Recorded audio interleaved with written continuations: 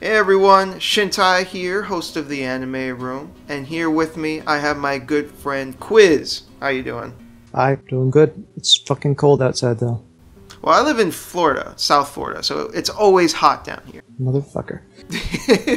So today we're going to be talking about this movie called Expelled from Paradise because Quiz and I have a shared interest in the writer Gen Urobuchi, and we think he's pretty good. We like him, and this is his latest work. This is the most recent thing that he's done. And Quiz was bugging me to watch it. He's like, Shintai, fucking watch this movie. I want you to watch this so we could talk about it. So I've actually watched this movie without telling Quiz how I feel about it. So Quiz, go and tell people how you feel about it, and I'm going to ask, what do you think I think of this movie? Well, Expelled from Paradise, or Rakuen Suiho in Japanese. The previews were first released for it. I was extremely skeptical because, Urobuchi is a writer who can either really hit or really miss, or somewhere in between, as all writers do. When I saw it, I was really pleasantly surprised with how it turned out, because it didn't try to bite off more than it could chew. It dealt with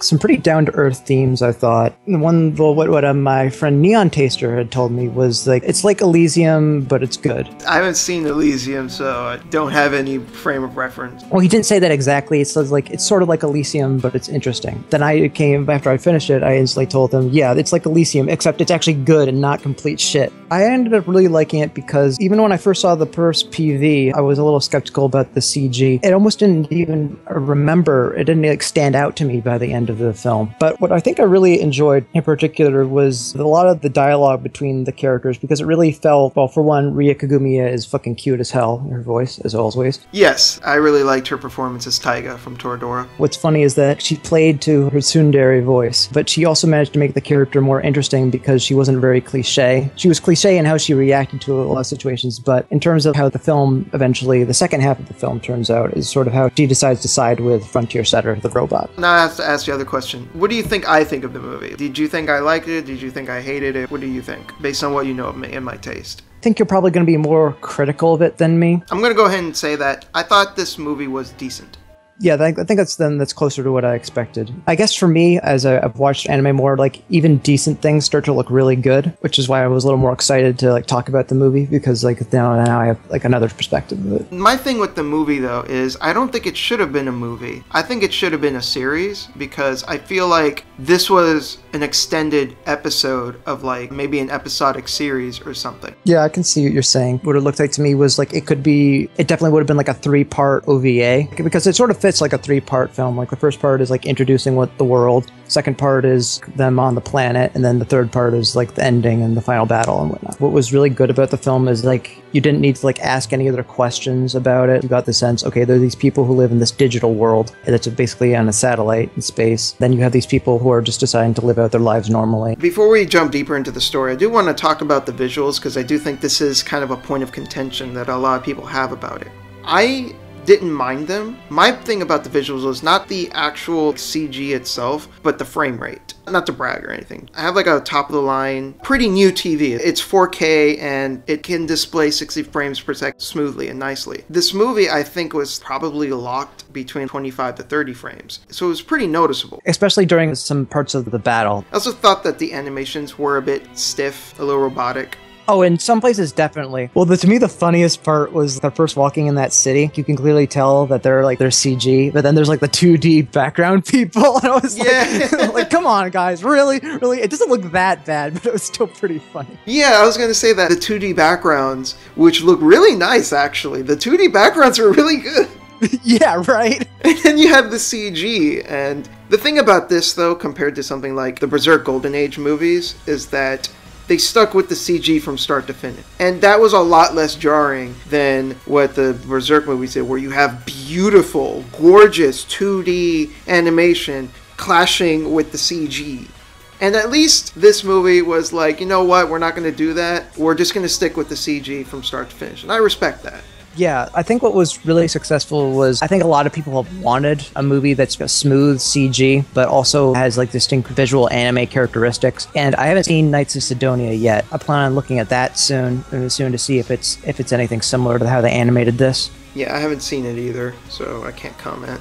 More recently, the Kantai Collection anime sort of has like some more awkward moments with the CG, which I felt that they could definitely have learned from this movie. I do want to say, though, that despite the complaints that we do have about the visuals, I do think some people were a little too extreme about it and completely dismissing the film offhand because of the visuals. They're really not that bad. No, definitely not. I didn't even know that there was like that much controversy over it. The Berserk movies, when you watch them, like there's a huge splotch in the movie, and like you clearly have a problem with that. But yeah, with this, the whole movie start to finish didn't really have that jarring scene, except for like some of those scenes in the background. Yeah, the only time it became jarring was when my brain recognized, oh wait, this is 2D environments and these are 3D models. And I think the comparison to the PS1 is very apt because almost every PS1 RPG at the time did the same thing. Going back to the story, and actually I want to talk about the world building because I do think that this movie highlights what I feel is one of Urobuchi's weaknesses when it comes to world building. That is, I think that Urobuchi comes up with really interesting ideas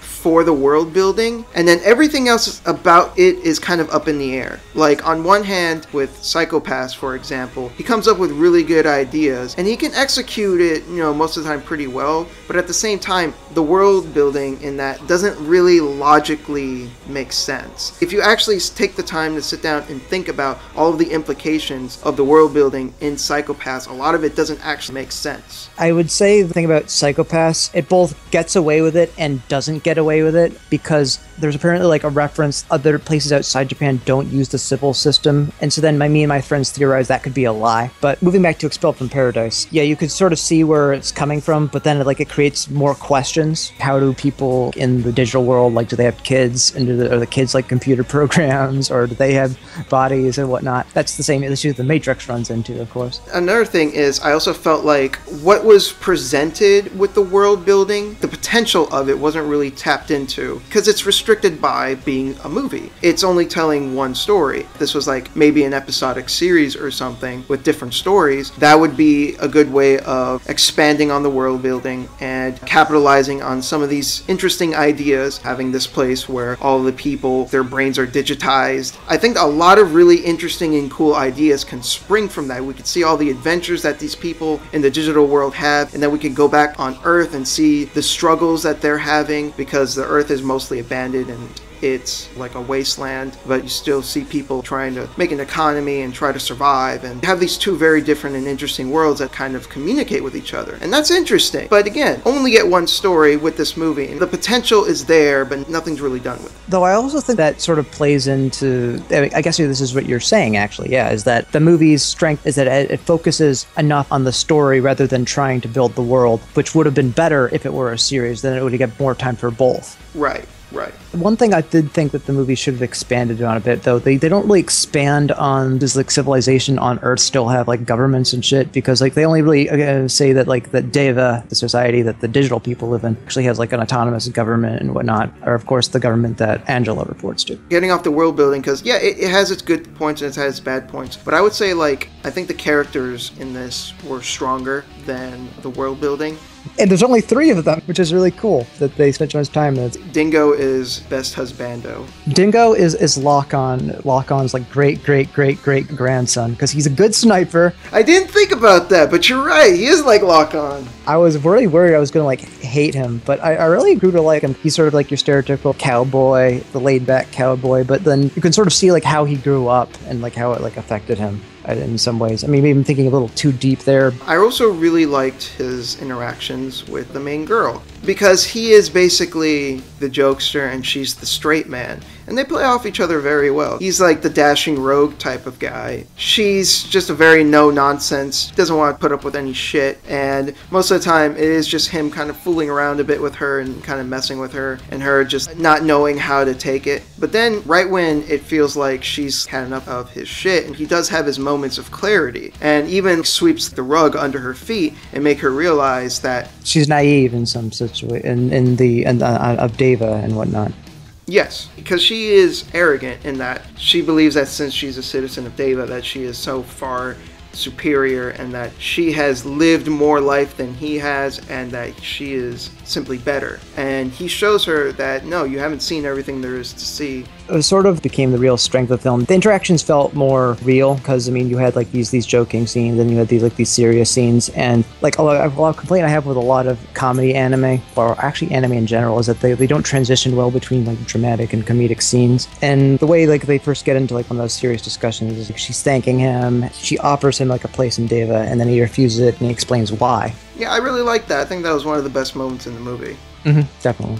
It was a really nice character moment. Now, the other character was the robot, and he was surprisingly really likable for a robot. I don't know if you've seen Gargantia, but this is the second time Urobuchi has made a really likable robot. I was surprised how much I liked him. Hiroshi Kamiya has a great voice, but sometimes I think it can get a bit monotonous. The way he voice acted him was sort of like a mixture between sort of human and robotic, and sort of representing like how he was more human than the people in Deva, which some you could argue is cliche, but it worked, I felt, in the context of this movie. I typically don't like to use the complaint like, oh, it's cliche. I don't think that's a proper complaint, because saying something cliche is only telling us it's something that we've seen before. Just because we've seen it before doesn't necessarily mean that it's a bad thing. And I felt that in Expelled in Paradise. Not handled amazingly or anything, but you know, it did work. It was fine. And yeah, I was genuinely surprised, like, oh, this is a pretty likable robot. And I felt like, though, if this was a series, then he would have been like the third companion. Definitely. Between the three characters, you sort of like would see that this would be like the cast of like 12-episode anime series. It would basically be like Space Dandy or something. Like, it'd be Dandy, Meow, and the robot.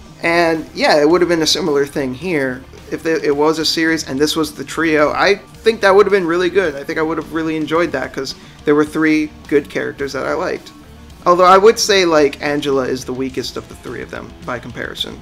I feel that the fact that she's the weakest, that highlights what's sort of interesting about her. You don't really learn that much about her as opposed to the other two characters. What's more important sort of is her desire to learn more about the real world becomes sort of her strength in the movie. I would agree with that, and going back to fucking making this a series would have been better, because then it would have expanded on that. I'm sorry, but it would have been better. I guess this movie, my tagline for it is wasted potential. There was a lot of building blocks here for what could have been expanded on, what could have been done better. I think they might be making a sequel, so I don't know how that's going to turn out, but I mean, if they do, that'd be pretty cool, and hopefully we would get this expansion of the characters and the world building that would make it a better experience. I would disagree with calling it wasted potential because I feel that it didn't aim incredibly high. It tried to be its own thing. I think that it did what it was trying to do. You know, fair enough, it did. Yeah, but you're still right, though. As a series, it would have fixed problems that the movie had. And to be fair, what it did do was still decent,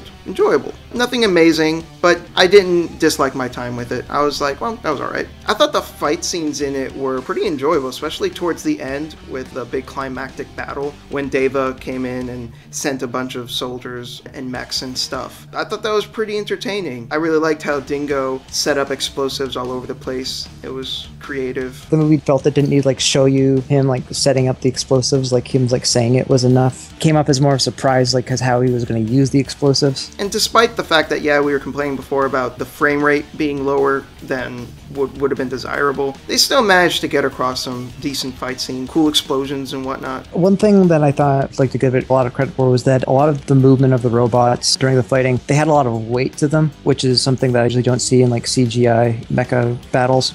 That's true. I will agree with that they did have more of a sensation of weight behind them, and it was something that did add a little more personality. One thing I didn't like about the movie, though, was when Angela went back to Deva, she was giving her report about the robot. I'm guessing they were the leaders or whatever. They run Deva. They were freaking their shit out over this little robot. I get what they were trying to do. They were trying to set up for the climax later, but I did think it was a little hard to swallow. They look like fucking Greek gods or something. No, yeah, that was the part that I had issue with. I felt that was unnecessary. Obviously, it was supposed to be symbolism. It was really unnecessary. It was funny is that another show, Ergo Proxy, did like the same thing. I've heard that it's either like a flawless masterpiece or pretentious as fuck. Yeah, and I'm on the camp to think it's more pretentious than that, and I felt that was like one of the things Expelled from Paradise should not have borrowed from it. Yeah, I did think it was kind of ridiculous that they looked like that. I don't know, are they simply computers or are they actually people? That's a good point. I was funny. I always thought they were people, but then you're right. Like, I mean, what if that's the twist of the next movie that they were? Oh shit! I've uncovered a plot twist. But I also thought it was forced in that they were flipping their shit over this tiny little robot. And then she was just like, no, guys, he was not doing anything that bad. Calm down. There's no need to destroy him. And they're like, fuck you. You don't work for us anymore. You're going to be put in a floppy disk somewhere.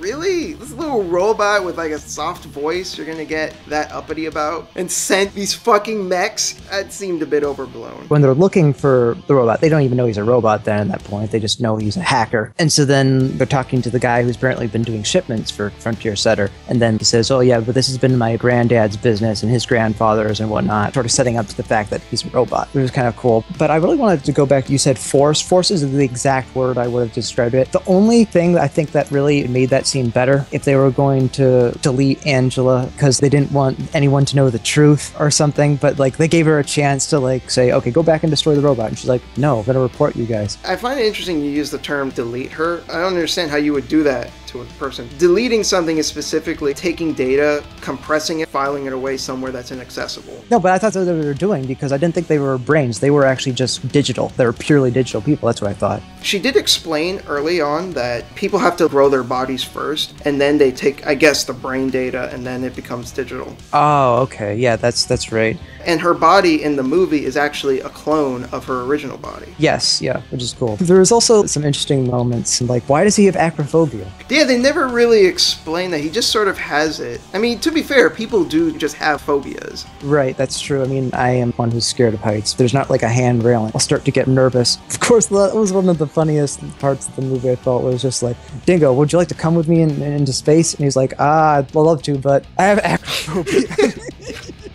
The thing I remember most about the movie is how it balanced the drama, the action, and the comedy. Because there was all these like little moments that really gave the movie its strength. It wasn't just one like monotonous thing. I'd say it was a balanced movie. It knew when to be fun, knew when to be serious, knew when to have some comedy or throw in some action or have a character moment. It was pretty decently paced in that regard as well. It was kind of interesting because the movie didn't need that much art. Like you had the robots, mechanics designer, and then just like the two human characters and the robot character. I think the most surprising thing about the movie was the fact that it managed to make a really compelling story with only having 3 main characters. I wouldn't go as far as say it was really compelling, but I'd say it was enjoyable for what it was. I guess maybe compelling isn't the word I would use then. Maybe I would say it was complete, like we weren't missing anything other than the world building. And if they do make a sequel, I'd check it out. Hopefully it's a series this time, but if they make another movie, I mean, I'd still watch it. I'm sure that it will expand on things. I would definitely like to see Dingo and Angela interact more because they're fun characters. I hope that this movie does well financially because I want to see more movies in that animation style. I wanted to ask something before we wrap up. As far as Urobuchi's works, where would you place this? In terms of personal enjoyment, I'd place it higher, but if I was trying to be objective, as silly as that is, I'd place it alongside Gargantia,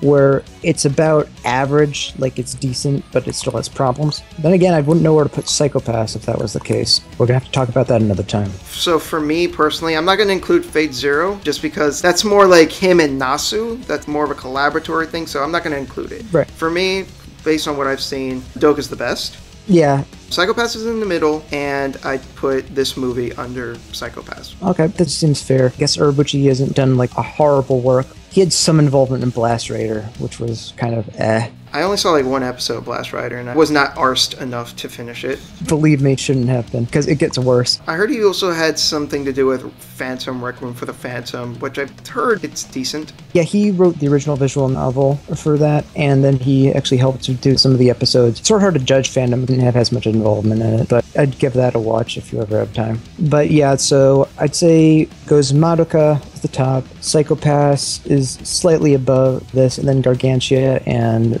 Expelled from Paradise are on the same level. That's pretty much it. I want to thank you, Quiz, for joining me. It was a pleasure to have you. A pleasure to be here. This is fun. I'm glad you had fun. We got to do this again. We will come back next time with some Psycho-Pass. All right, that's it. Take care, everyone.